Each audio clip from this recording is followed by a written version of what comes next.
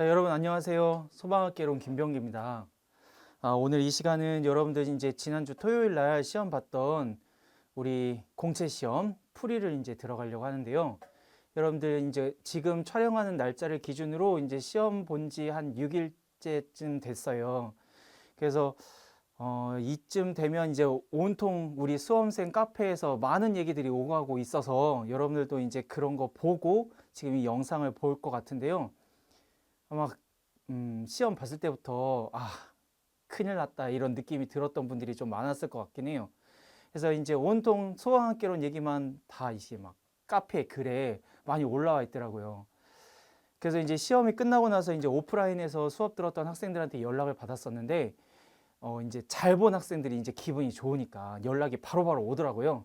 그래서 그 연락만 보고 뭐 잘 봤네라고 생각을 했는데 이제 가면 갈수록 이제 뒤로 연락 오는 학생들이 어려웠다. 이거는 진짜 문제가 말이 안 된다. 뭐 이런 얘기를 듣고 문제를 봤더니만 저 역시 마찬가지. 문제를 딱 보면서 헐 이런 생각밖에 안 들더라고요. 여러분들 고생하셨습니다. 문제 보느라고. 자, 소방학개론이 너무 어렵게 나왔어요. 뭐 익히 이런 말들을 많이 들어왔을 거라고 생각이 드는데 어려워도 너무 어렵게 나왔어요. 그래서 지금까지 역대급이라는 표현을 쓸 정도로 너무 어렵게 나와서 여러분들이 이 첫 시간부터 멘붕에 오지 않았을까 싶어요. 우리 소방학개론이 1교시 그러니까 첫 번째 장에 나와 있다 보니까 그냥 순서대로 풀었던 학생들 얘기를 들어보니까 너무 앞에서부터 멘탈이 나갔다. 이렇게 해서 뒤까지 영향을 받았다라는 얘기를 하던데 어떻게 다 푸셨는지 궁금하긴 하네요, 여러분. 근데 어쨌든 너무 어려워서 점수대가 그렇게 좋지는 않기 때문에 한 70점 정도 맞았다고 해서 너무 안타까워하지 않아도 될 것 같아요. 대다수의 학생들이 거의 한 70점 정도 범위를 다 지금 거기 안에 다 있는 것 같더라고요. 근데 이제 다른 과목들에서 좀 성적이 잘 나온 학생들도 뭐 60점 정도 나왔다고 해서 뭐, 뭐 포기해야 되냐 뭐 이런 생각은 안 해도 될 것 같아요. 다른 과목 점수들이 어느 정도 나왔다면 60점, 뭐 55점, 뭐 이 정도 나왔더라도 희망을 가져보는 게 좋지 않을까. 그래서 여러분들 이제 앞으로 체력을 준비해야 되잖아요. 그래서 자기 점수를 잘 보고 체력 준비 잘 하셔서 좋은 결과가 있었으면 좋겠습니다. 다시 한번 얘기하지만 이번 소방학개론의 난이도는 너무 우리 공채 시험의 수준에 맞춰서는 너무 어렵지 않았을까, 난이도는 실패하지 않았을까, 거의 이거는 찍기 싸움이 아니었을까라는 생각이 들어요. 그래서 좀 고득점 맞았던 학생한테도 연락이 왔는데 자기는 운이 좋았다고 이렇게 찍었는데 맞았다고 이런 얘기를 하더라고요. 그러면 열심히 공부한 학생들이나 그렇게 열심히 하지 않았던 학생들 그 점수대가 그렇게 차이가 안 났다는 거는 난이도가 실패하지 않았을까 싶어요. 자, 그러면 이런 얘기들은 많이 들었을 테니까 자, 이제 1번부터 한번 풀이를 한번 시작해 볼게요. 자, 우리 책에서 배웠던 내용들이 지금 이 문제 속에서 어떻게 나오고 있나 한번 보도록 할게요. 자, 1번 문제부터 볼게요. 자, 소방기관에서 실시하는 화재 조사에 대한 일반적인 설명으로 옳지 않은 것은 이호 얘기부터 한번 해볼까요? 우리 이번에 그 시험에서 나왔던 내용들을 쭉 보니까 자, 첫 번째 소방 조직에서는 한 문제도 안 나왔더라고요. 항상 역사 문제가 나왔었는데 이번 시험에서는 되게 한쪽에 치우치지 않았나 과목에서. 그래서 1단원 소방 조직이라고 배웠던 우리 정리했던 내용들은 한 문제도 나오지 않았고, 두 번째 재난관리에서 평상시처럼 한 세 문제 정도가 나왔고, 그 다음에 연소 이론도 그냥 평이하게 한 네 문제 정도가 나왔는데 여기서 계산 문제가 너무 헬이었죠. 그 다음에 화재 이론에서 너무 많이 나왔죠. 이번엔 7문제가 나왔어요. 그 다음에 소화에서 평상시처럼 한 6문제 정도가 나왔는데요. 우리 소방조직에서 문제가 안 나오고 이제 화재에서 좀 많이가 나왔는데 문제는 거기에서 나왔던 이 문항이 많았던 건 그래도 인정을 하겠는데 너무 구석에서 냈다는 거죠. 소화도 마찬가지. 너무도 구석에서 내서 이제 평상시 우리 기출문제에서 나왔던 내용들로만 공부했던 학생들은 확실히 어렵다라는 느낌이 들었을 것 같아요. 그래서 책을 공부할 때 처음과 끝까지 좀 전체적인 내용들을 책 전체를 좀 봤던 학생들이 그래도 좀 고득점을 맞지 않았을까 싶은데요. 자, 뭐 당연한 얘기겠죠. 당연한 얘기지만 그래도 기존의 공채에서 시험에 나왔던 내용들하고는 너무 내용이 이렇게 차이가 좀 있지 않았나 싶어요. 자, 그럼 1번 한번 볼게요. 자, 화재조사에 대한 일반적인 설명인데 옳지 않은 거. 1번 화재조사는 관계공무원이 화재 사실을 인지하는 즉시 실시한다. 자, 이 내용들은 우리 기출에서도 많이 나왔었죠. 그래서 인지하는 즉시 화재조사는 실시한다. 그래서 뭐 각지라는 표현도 옛날에는 썼었죠. 자, 그래서 화재 사실을 인지할 때부터 그 다음에 화재조사는 강제성을 지니며 프리즘식으로 진행된다. 자, 이 내용도 우리 책에 특성 7가지가 나왔었어요. 그 중에 이제 강제성, 프리즘식 이런 내용들이 있어서 봤었던 거고요.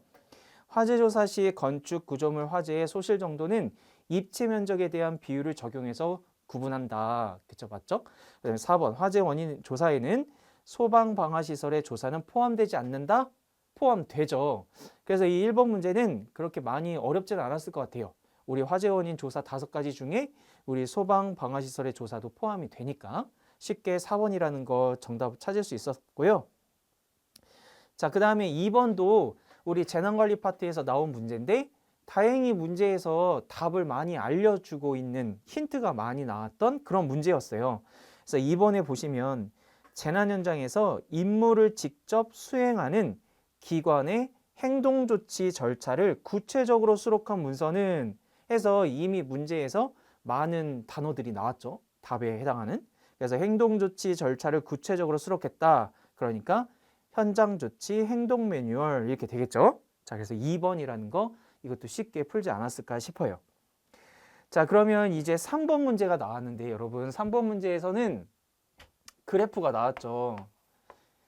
자, 그래서 우리 기본서로만 공부를 했을 때에는 이 그래프가 어떤 의미일까 처음에 딱 봤을 때 바로 무슨 의미인지를 찾지는 못했을 것 같아요.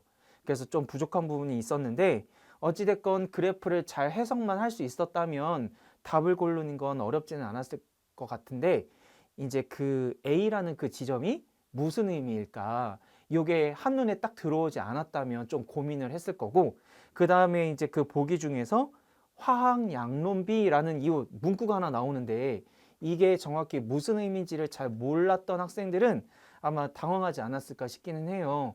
근데 어쨌든 그래프를 먼저 해석을 해야 되니까 그래프부터 한번 볼게요. 무슨 말인지. 자, 세로축에는 가연성 기체의 농도가 나왔어요.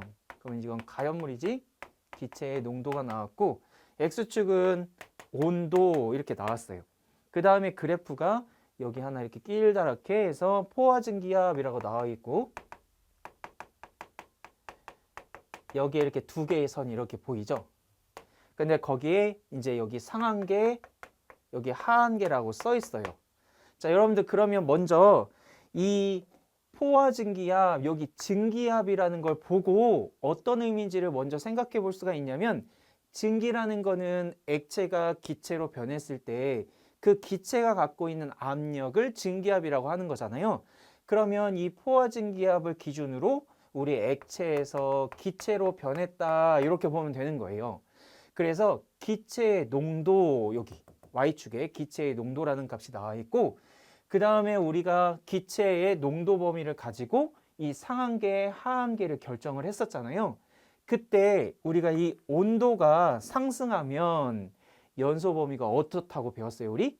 넓어진다. 온도가 상승하면 연소 범위는 넓어져서 더 위험해진다 이렇게 배웠잖아요. 그래서 이 상한계와 하한계의 차이가 이렇게 벌어지는 거예요. 온도가 높아질수록. 그래서 여기가 좀 좁죠. 여기는 좀 좁고 온도가 올라가는 이 X축 오른쪽 방향으로 향하게 되면 점점점 이렇게 벌어지면서 범위가 넓어지게 된다. 이런 뜻이에요. 자, 그러면 문제에서는 이 점을 물어봤죠. 여기 A라고 써놓고 이 A가 뭔지 그 보기에서 설명을 고르라는 문제였어요. 자, 그럼 여러분들 이 A가 보면 여기 하한계에서 여기 쭉 온도가 내려가고 있죠. 그래서 이 포화 증기압이라는 이 곡선이 무슨 의미인지는 몰랐더라도 우리 하한계를 따라서 X축 온도 이 X축을 따라서 왼쪽으로 쭉 가다 보니까 여기 마지막 부분이 보이네요. 그러면 우리가 하한계에 도달할 때 하한계에 도달하게 되면 그때부터 불이 난다 했어요. 하한계에 도달하면 그때 불이 붙는다. 그래서 이 하한계 그 마지막 그 하한계에 도달하게 하는 온도 거기를 뭐라고 부르다? 하부 인하점 이렇게 불렀단 말이에요. 이거는 우리 책에도 나와 있죠. 하부 인하점. 하한계에 도달시킬 수 있는 이 맨 마지막 낮은 온도 거기를 인하점이라고 부른다고 했고 그래서 거기를 하부 인하점이라고 부른다고 했어요. 자, 이렇게. 그러면 요 A라는 점은 하한계에 도달시키는 온도구나. 하부 인하점을 말하는구나. 이렇게 해서 이 그래프를 해석했다면 그 문제 보기에서 이제 인하점에 관련된 내용들을 이제 생각을 하고 풀면 됐던 내용들이었어요. 근데 만약에 이게 하부 인하점이라는 느낌이 안 왔어. 그래도 한번 보기를 보게 되면 인하점에 관련된 내용이라는 걸 눈치챘을 학생들도 있을 것 같아요. 자, 그럼 1번에 보시면 외부 에너지에 의해 발화하기 시작하는 최저 연소 온도. 지금 이 1번에 있는 내용이 바로 인하점을 얘기하는 거잖아요. 그쵸? 외부 에너지, 점화원이죠. 점화원에 의해 발화되기 시작하는 최저 연소 온도다. 인하점이죠. 자, 그러면 1번은 인하점이라는 걸 눈치를 챘더라도 이제 그 밑에가 문제죠.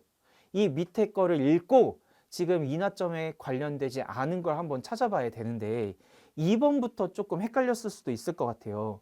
이 물질적 조건과 에너지 조건이 만나는 최저 연소 온도다.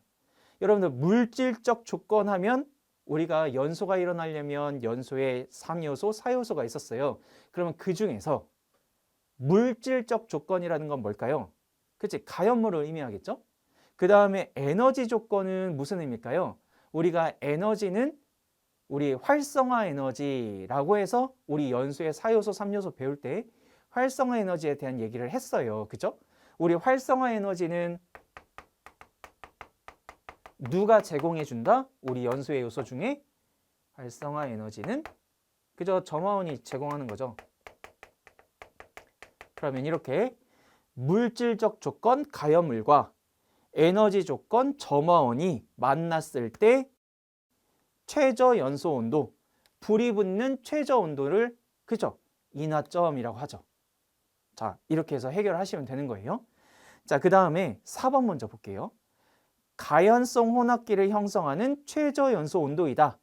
이 가연성 혼합기라는 건 이 그림에서 말하는 거죠. 하한계 맨 여기 마지막. 하한계에서 하한계에 도달했을 때 그때 가연성 혼합기가 형성이 되는 거지. 어떻게 되기? 연소가 되기 위한 그 마지막, 아니 처음이라고 표현할게요. 처음, 마지막이라고 하면 요 상한계 얘기하는 것 같네요. 처음 농도, 그 혼합기를 형성하는 맨 처음 그 온도가 바로 요거 4번 얘기하는 거죠. 최저 연소 온도. 자, 이렇게 받아들이면 되겠어요. 자, 그럼 여러분들 우리가 하한계랑 상한계에 연소 범위가 이렇게 쫙 있을 때 여러분들 이제 하한계에서부터 불이 붙기 시작을 해서 연소가 시작돼서 여기 상한계까지 연소가 일어난다라고 했어요. 그래서 이거를 연소 범위라고 한다고 했죠. 자, 그러면 우리가 하한계로 가면 갈수록 뭐가 부족해진다? 가연물이 부족해진다. 그 다음에 상한계로 가면 갈수록 뭐가 부족해진다? 산소가 부족해진다 이랬어요. 그쵸? 그러면 이 끝으로 갈수록 연소가 일어나기 위한 조건들이 그렇게 좋지는 못하다는 얘기죠.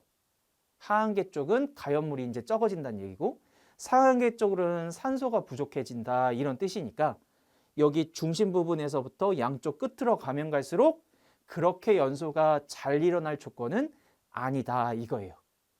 자, 그러면 끝으로 갈수록은 좀 환경적으로 봤을 때 연소한다는 입장에서 환경적으로 봤을 때는 좋지 않은 환경이에요. 그러면 제일 좋은 환경은 어딜까요? 그렇죠. 여기 중심 부분이겠죠. 가연물도 적당하고 산소도 적당한 이 중심 부분 쪽에선 반응이 되게 잘 일어날 거란 말이에요. 그러면 이렇게 가연물하고 산소가 적당한 양으로 반응이 일어날 때 좋은 환경으로 이런 거를 어떻게 표현을 할까? 그게 바로 화학양론이라는 표현을 쓰는 거예요. 그래서 화학양론비에서의 최저연소 온도이다. 이거는 가연물과 산소가 다 이상적일 때, 좋은 환경일 때, 이럴 때를 화학양론이라는 표현을 쓰게 되는 거고, 이렇게 극한의 환경, 산소가 부족해지는, 가연물이 부족해지는 이런 상한계가 하한계 쪽은 환경이 그렇게 좋지는 못하다. 그래서 이런 경우에는 지금 여기 A점에서는 하한계 처음 도달했을 때를 말하는 거잖아요. 그래서 이렇게 처음 도달했을 때에는 좋은 환경이 아니죠. 그래서 화학양론적인 이런 표현이 어울리지는 않아요. 그래서 화학양론적이라는 건 여기 중간 정도에 해당한다라고 보시면 되겠어요. 그래서 이 3번이 틀렸는데요. 자, 이 화학양론이라는 이런 표현이 우리 교재에도 나오긴 했었어요. 그런데 이런 인화점을 갖고 설명은 해본 적이 없기 때문에 여기에서 이 문제는 좀 당황스럽거나 아니면 답을 찾지 못한 학생들이 좀 많을 것 같더라고요. 그래서 이 문제는 하부 인화점에 관련된 문제였고, 이 화학양론이라는 표현 자체가 우리 좋은 환경에서 연소가 일어나는 걸 화학양론이라는 표현으로 썼다. 적정한 가연물과 적정한 산소가 있을 때 그때 반응하는 걸 화학양론적이다라는 표현을 쓴다는 거, 이렇게 해서 정리하시면 좋을 것 같아요. 자, 그 다음 이제 4번으로 가볼게요. 자, 우리 4번도 기출에서 풀었던 거죠. 가혹도가 나왔어요. 화재 가혹도. 자, 화재 가혹도는 화재로 인해서 소실을 입은 정도, 손실을 입거나 피해를 입은 정도를 얘기하는 거였는데요. 우리 화재 가혹도도 뭐에 영향을 받게 됐었냐면 강도랑 그 다음에 하중, 화재 하중에도 영향을 받았죠. 그래서 얘가 최고 온도 곱하기, 여기다 이렇게 쓸까요? 최고 온도 곱하기 지속 시간으로 구한다. 지속 시간. 자, 이거는 우리가 좀 많이 했었어요. 그래서 이 최고 온도는 뭐하고 관련되어 있다? 요 강도랑 관련되어 있다. 화재 강도. 그 다음에 지속 시간은 요 화재 하중하고 관련되어 있다. 이렇게 해서 정리를 했단 말이죠. 자, 그러면 1번에 화재 가혹도의 크기는 화재 강도와 하중에 영향을 받는다. 그렇죠? 봤죠? 이거 두 개. 그 다음에 화재실의 최고 온도와 지속 시간은 화재 가혹도를 판단하는 중요한 인자이다. 그렇죠? 이거 두 개 곱해서 구한다. 자, 여기까지는 깔끔하게 됐어요. 자, 그러면 3번 환기요소라고 나와 있는데, 여러분들 우리 환기요소를 정리를 할 때 어떻게 했었냐면, 자, 계구부 면적에 비례한다. 계구부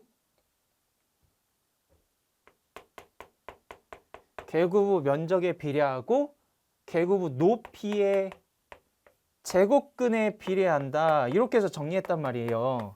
그래서 거기 문제에서 A 루트 H 이렇게 나왔는데, 거기 문제에 보시면 A는 계구부의 면적, H는 계구부의 높이라고 써줬어요. 다행히.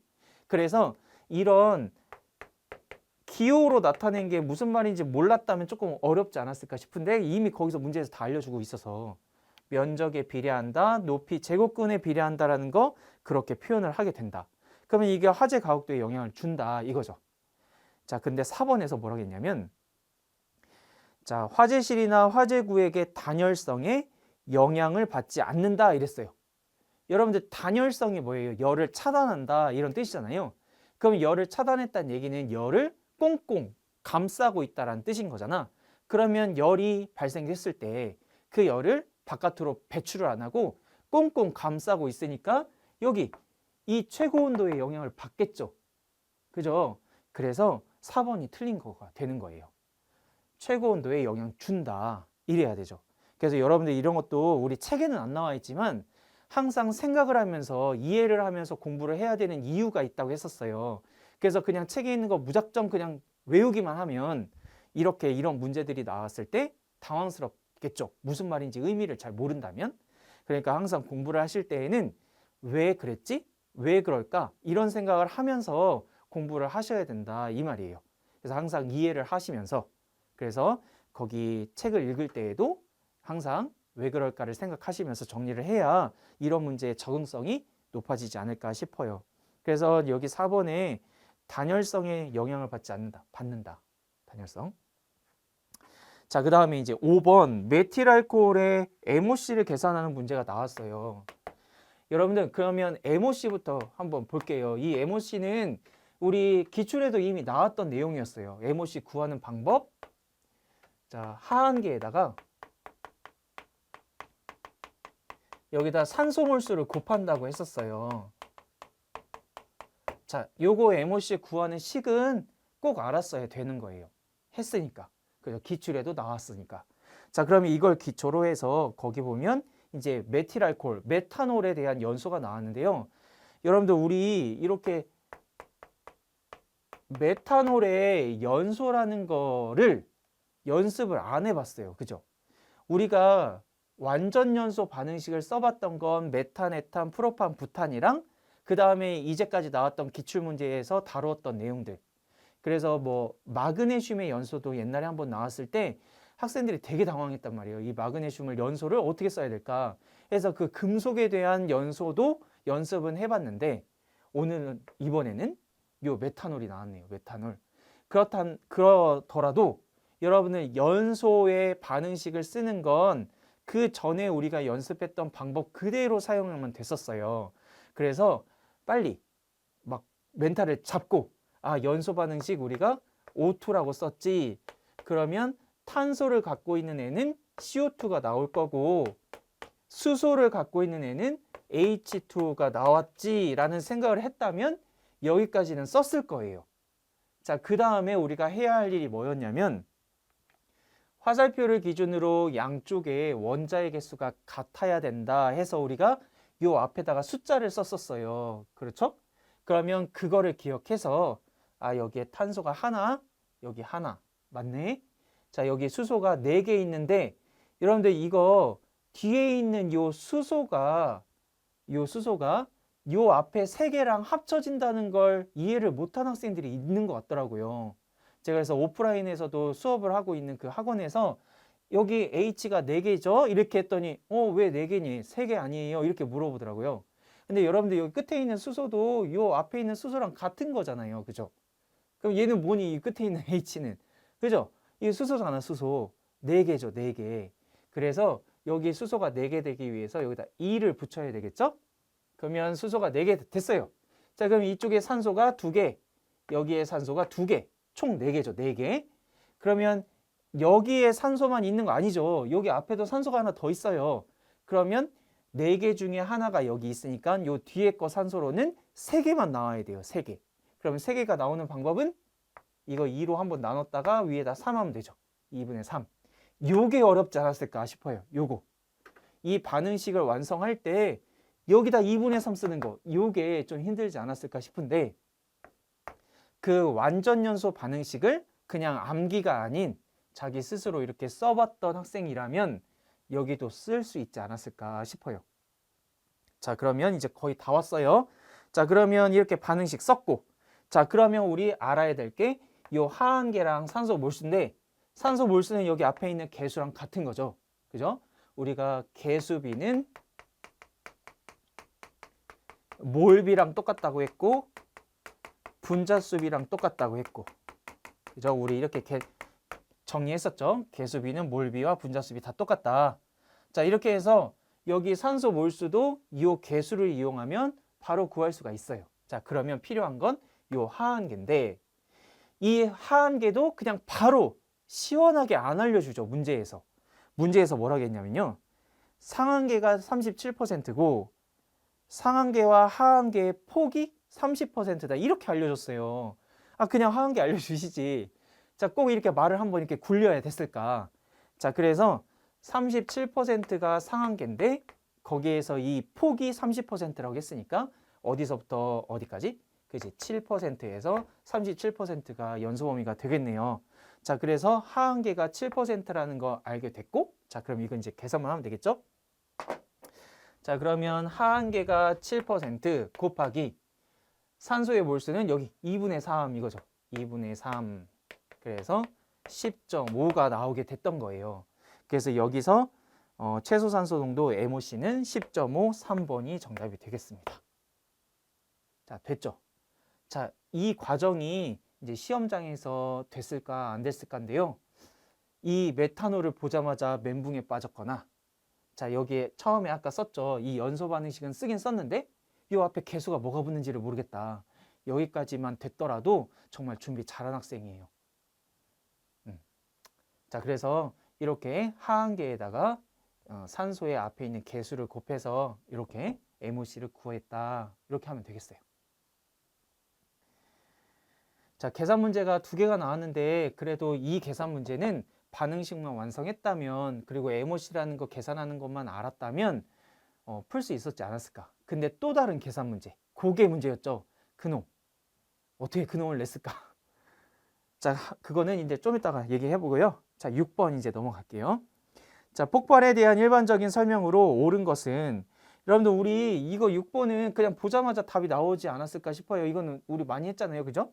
우리 1번에 아세틸렌이랑 산화에틸렌이 분해 폭발을 일으키기 쉬운 물질이냐. 맞죠? 그냥 이거는 보자마자 1번 답 저도 풀 때 풀면서 1번 답이네. 밑에 거 보지도 않고 1번이 답이니까. 그래서 1번을 답으로 그냥 바로 체크를 했는데, 여러분들 분해 폭발에 하는 애들은 당연히 외웠을 거라고 믿어요.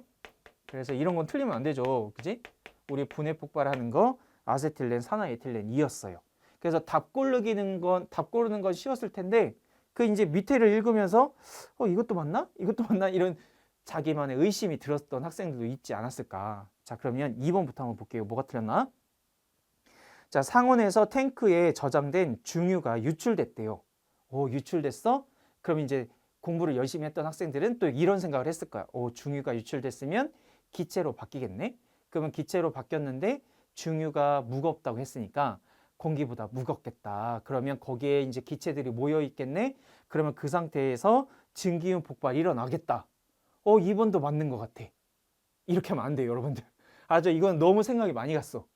자, 그러려면 증기윤 폭발이 되려면 거기 저마운도 있었어야 돼요. 그러니까 그 우리가 증기윤 폭발을 얘기할 때에는 불이 붙은 화학적 폭발이잖아요. 그지? 증기윤 폭발은 화학적, 화염이 돈발하는 화학적 폭발이야. 그러려면 만족해야 되는 상황이 저마운이 있어야 된단 말이죠. 근데 지금 이번에서 저마운 얘기가 없어요. 근데 우리가 블랩이 얘기하면서도 증기윤 폭발이 일어날 거다 이런 얘기도 했었고, 그게 이제 작년에도 시험에 나왔었잖아요. 그러면 거기서는 도대체 뭔 차이냐? 우리가 블레비가 일어나기 위해서는 탱크 외부에서 화재가 일어났던 거예요. 이미 화재가 일어나서 그 탱크에서 방출됐던 그 가스, 그 원래는 처음에는 액체였겠죠? 액체가 나와서 가스가 됐을 때 그 이미 불이 났으니까 거기에서 저마원 역할을 해서, 그래서 증기윤 폭발이 일어난 거지. 그냥 아무 때나 뻥뻥 터지면 말이 안 되잖아요. 그렇죠? 그래서 2번에서 중유가 유출됐다고 해서 반드시 증기윤 폭발이 일어나는 건 아니죠. 저마원이 있어야 돼요. 그리고 중유가 유출되면 바로 그냥 아무 말 없이 자유공간에서 증기윤 폭발이 일어난다. 일어날 수 있다도 아니고 그냥 일어난다. 아예 확정적으로 얘기를 해버렸죠. 아니에요. 아니죠. 아니에요. 저마원이 필요해요. 자, 그 다음에 3번. 밀폐 공간에서 조연성 가스가 폭발 범위를 형성하면, 여러분들 우리 조연성 가스 배웠잖아요. 그죠? 우리 이 조연성 가스는 연소가 되는 거예요? 연소를 도와주는 거예요? 도와주는 거지. 연소가 되는 게 아니야. 도와주는 거잖아. 근데 폭발 범위를 형성하면 저마원에 의해 가스 폭발이 일어났대요. 근데 우리 가스 폭발도 이거 화학적 폭발이죠. 불이 붙어야 돼. 근데 조연성은 불이 안 붙어. 그죠? 가연성이 아니에요. 틀렸고. 자, 4번. 다량의 고온 물질이 물 속에 투입되었을 때 물의 갑작스러운 상변화에 의한, 그럼 물이 갑작스럽게 상변화가 됐다? 무슨 폭발? 수증기 폭발이죠. 자, 그런데 문제에서 반응 폭주 이랬어요. 그러면 반응 폭주가 무슨 말이지? 또 이랬을 것 같기는 해요. 그런데 이미 답은 1번에서 나왔었던 거고, 반응 폭주를 모른다고 해서 답은 못 고르지는 않았을 것 같은데, 그럼 반응 폭주는 뭐냐 이거죠. 반응 폭주는 이거예요. 화학. 불이 붙어야 돼요. 불이 붙어서 되게 막 활활 타오른 거야 지금. 그래서 반응 폭주했다. 그러니까 한번 폭발을 했다 이거죠. 불이 붙어서 폭주, 폭발을 일으켰다. 이렇게 이해하시면 되는 거예요. 근데 지금 방금 앞에서 설명한 건 물리적 폭발이죠. 상변화에 의한. 그래서 반응 폭주라고 하지 않아요. 그래서 4번도 틀렸어요.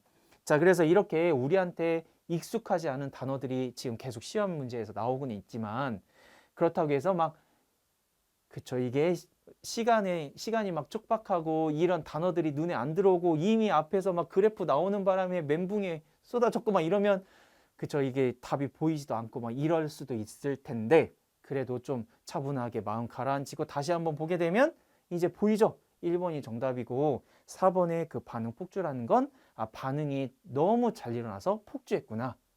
화염이 붙어서 진짜 불이 활활 타오르서 폭발이 일어났구나. 이런 의미라고 볼 수 있다. 자, 그러면 이제 7번으로 넘어갈게요. 자, 7번에서 가연성 물질의 화재 시 소화 방법으로 옳은 것은 이렇게 나왔는데요. 자, 이 문제도 그렇게 답을 고르기 어렵지는 않지 않았을까 싶어요. 자, 우리 탄화칼슘은 여러분들 우리 많이 했었어요. 그렇죠? 탄화칼슘이 대표적으로 물 뿌리면 안 되는 애였잖아요. 여기다 물 뿌리면 어떻게 된다? 탄화칼슘은 아세틸렌 나온다. 이 얘기 정말 많이 했었어요. 자, 그래서 이 아세틸렌이 나오니까 물 뿌리면 안 되죠. 그래서 1번은 무조건 안 돼요. 물 뿌리면 안 된다. 자, 그 다음 이 아세톤은 알코올영포 소화약제로 소화한다. 여러분들 이 문구가 우리 책에 나와 있어요. 그런데 수업을 할 때 이렇게 콕 집어서 자, 여러분들 아세톤 한번 볼까요? 하면서 아세톤은 이렇게 알코올영포 소화약제로 소화해요. 이런 말은 해본 적이 없었던 것 같아요. 근데 우리 책에 나와 있긴 하거든요. 그래서 우리 책에서 공부를 하실 때 좀 꼼꼼하게 읽었던 학생들은 바로 요거를 찾지 않았을까 싶은데, 하지만 아세톤 얘기는 안 했더라도 우리가 알코올영포를 왜 쓰게 됐는지는 이유를 알고 있잖아요. 우리 알코올포를 쓰게 된 이유, 이거는 우리 수용성 때문에 그랬죠. 자, 우리 수용성 가연물은 포를 뿌리게 되면 그 포에 있는 물을 잡아당기는 바람에 포가 쉽게 깨진다고 했었어요. 그래서 이 수용성에 적합한 포를 만들었는데 그게 바로 이 알코올포, 내알코올포 이렇게도 설명했었죠. 그래서 이 알코올포를 사용하게 됐다. 자, 그렇다면 아세톤이라는 건 우리 사료위험물 중에 수용성이죠. 수용성. 자, 이게 연결이 됐다면 아세톤은 수용성이었지. 그러면 수용성에는 그냥 일반적인 포를 뿌리면 포가 깨지더라. 그렇다면 알코올용 포를 썼어야지 라는 생각을 했다면 2번이 정답이라는 거 바로 골랐을 것 같아요. 그래서 2번이 정답인 거고, 자, 3번의 나트륨은 금속이죠. 근데 3번에 있는 나트륨과 4번에 있는 마그네슘은 반응성이 큰 금속들이라고 했었어요. 자, 그럼 여러분들 이렇게 반응성이 큰 금속들은 못 쓰는 소화약제가 여러 개가 있었어요. 물 못 쓰죠. 그 다음에 포도 못 쓰죠. 포도 물이 많으니까. 그리고 할론도 못 쓴다고 했어요. 반응해서. 그 다음에 이산화탄소도 못 쓴다고 했죠. 반응해서. 자, 이런 것도 다 못 쓴다고 했어요. 근데 거기 지금 나트륨은 할론 소화약제로 소화한대요. 안 되죠. 할론 못 써요. 반응해서. 그 다음에 마그네슘은 이산화탄소 소화약제를 소화한다. 이것도 못 쓰죠. 이산화탄소도 방해해요. 그래서 이렇게 못 쓰는 소화약제들이 있었다는 걸 설명은 해드리긴 했었어요. 그래서 이런 게 기억이 났다면 3번, 4번도 틀렸다라고 할 수 있죠. 그러니까 2번, 이 수용성, 아세톤, 알코올, 포 이 세 가지가 쭈르륵 연결이 됐으면 잘하신 거예요. 그래서 2번이 정답이다.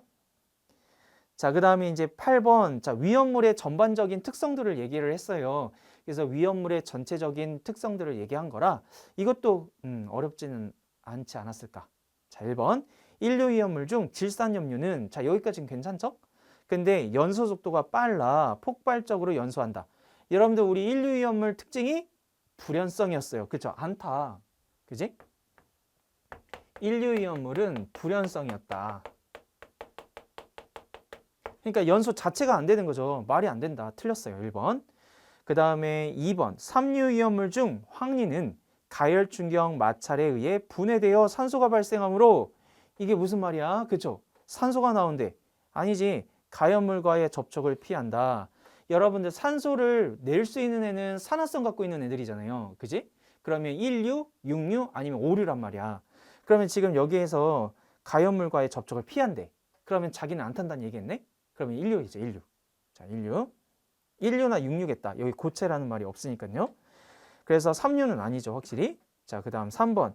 사료위험물 중 제1석유류는 인화점 및 연소 하한계가 낮아 적은 양으로도 화재의 위험이 있다. 그렇죠? 우리가 1석유류는 이거는 외웠다. 인화점 낮잖아요. 그렇죠? 우리 1, 2, 3, 4 석유류 동식물류까지 하면 거기에서 인화점이 제일 낮아. 21도 미만. 그죠? 그래서 인화점 낮고 하한계도 낮아서 적은 양으로도 화재의 위험이 있다. 맞죠? 이게 3번이 정답이고. 자, 4번. 오류위험물 중 유기과산화물은 공기 중에 노출되거나 수분과 접촉하면 발화의 위험이 있대요. 여기도 이상하죠? 지금 오류 얘기하고 있는데 갑자기 여기서 공기 중에 노출되거나 그러니까 공기 중에 노출됐을 때 발화한다는 얘기잖아요. 이건 뭐예요, 그러면? 자연 발화성이죠. 그 다음에 수분과 접촉하면 발화한다. 금수성이죠. 그러면 자연 발화성 및 금수성 두 가지 갖고 있는 거는 그지? 이거는 삼류위험물이죠. 그죠? 삼류위험물 얘기네. 그래서 오류위험물은 아니죠. 그래서 3번이 정답이에요.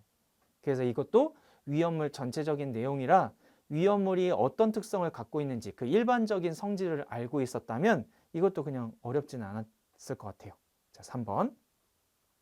자, 이제 9번. 여러분들 이거 9번도 망설였죠. 답을 고를 때. 그래도 나머지는 좀 그래도 쉽게 알았다면 1번 아니면 4번이 정답이었다는 느낌은 들었었어야 돼요. 공부를 좀 잘 하셨다면. 이 디귿에 있는 동력 제어반 요 놈이 문제였던 거예요. 그래서 여러분들 이 동력 제어반이라는 걸 우리가 그 하나하나 장치들을 설명을 할 때 동력 제어반 얘기는 안 했었는데요. 우리가 교재에 보시면 이 지금 옥내소화전 여기에 옥내소화전을 구성하고 있는 그 이름 중에 제어반이 있다는 표현이 나와 있어요. 그래서 그 제어반이 있다라는 걸 기억을 했다면 디귿도 맞는 답으로 4번을 골랐을 것 같은데요. 우리가 이제 그런 옥내소화전을 구성하고 있는 이 장치들의 이름들하고 기능들을 같이 설명을 했었잖아요. 특히 이제 여기서 보는 그 물올림 장치 이런 거 같은 경우에는 우리가 기존의 기출에서도 많이 풀었기 때문에 이런 거 하나하나를 좀 자세하게 설명을 했었어요. 그리고 그 기억에 있는 기동용 수압 개폐 장치 이것도 압력 챔버로 설명을 했었죠.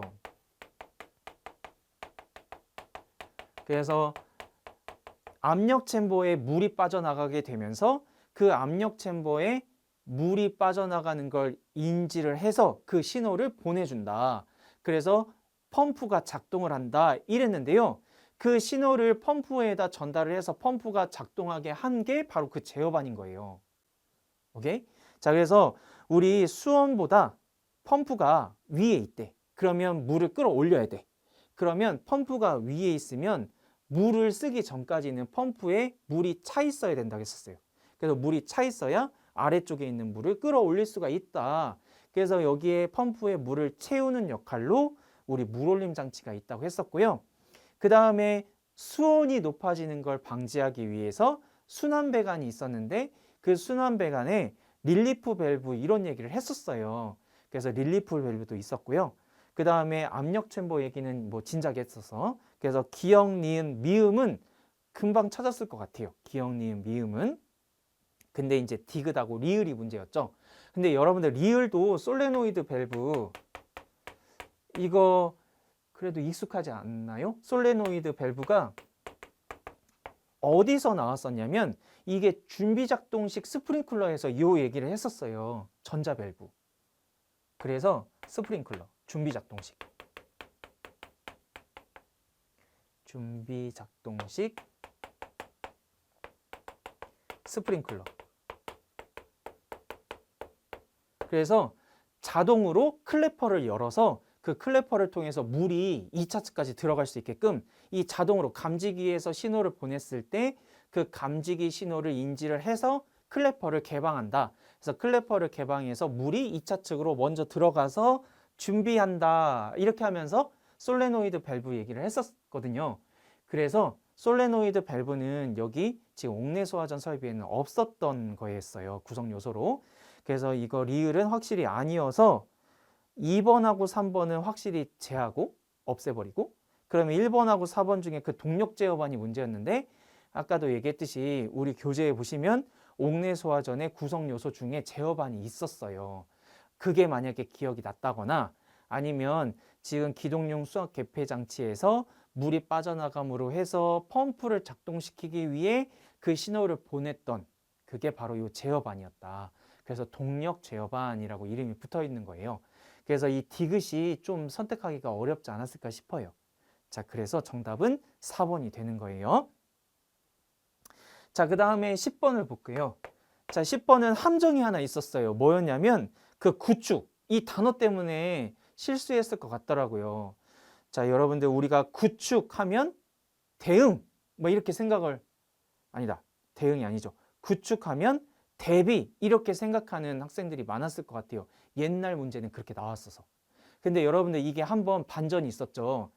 이런 단어들, 옛날에는 이런 단어들 위주로 공부를 했었는데 한번 이런 단어들로 안 나오고 우리 그 재난관리기본법에 나와 있던 그 제목들, 조항들이 있었잖아요. 그 제목들이 시험에 나왔었어요. 그래서 제가 뭐라고 했냐면 여러분들한테, 여러분들이 이제 예방, 대비, 대응, 복구를 공부를 하실 때 그렇게 특정 단어로 외우지 말자.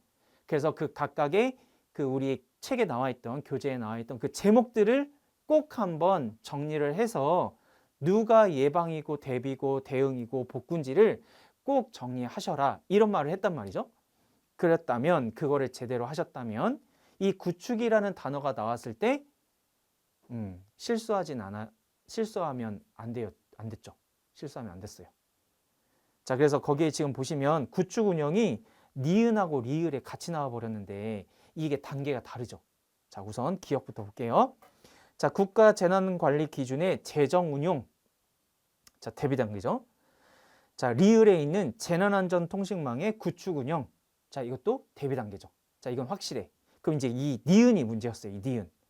재난 예보, 경보 체계 구축 운영. 자, 이거는 대비가 아니었어요. 대응 단계에 있었어요. 우리 교재에 그 법령에 나와 있는 그 제목 그대로 나왔던 거라 그것만 제대로 정리를 하셨던 분들이라면 지금 니은이 대비가 아니고 대응이었다라는 거 알 수 있었을 거예요.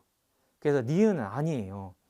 그러면 니은이 들어간 거 다 탈락이어서 1번, 3번, 4번 다 탈락이거든요. 그러면 저절로 2번이 정답인데 아무래도 이 출제하셨던 교수님도 그 니은의 구축운영이라는 이 단어 때문에 학생들이 대비로 생각하지 않았을까. 그래서 여기서 한번 너네 걸려봐라.